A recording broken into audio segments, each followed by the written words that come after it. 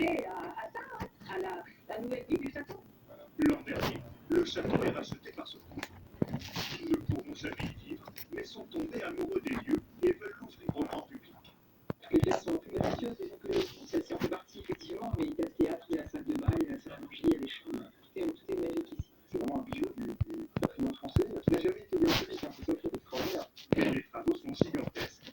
Il faut donc appel à la population locale pour les aider dans ce projet. Créer des événements pour financer les rénovations. Par exemple, on voit une première fenêtre qui a été restaurée. Voilà, il faut savoir qu'il y avait 137 fenêtres à restaurer sur ce château. Le spectacle est une réussite.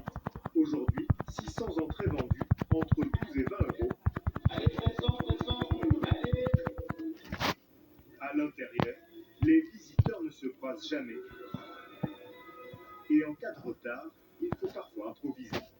On a formé les acteurs bénévoles pour à ce qu'ils puissent improviser. Au début, c'était un peu la panique, et maintenant, ils adorent ça.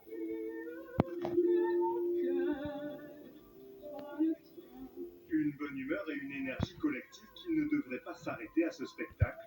Humoristes, cinéma en plein air, résidence d'artistes, les propriétaires ont déjà de nouveaux projets pour faire vivre le château de Fayolle.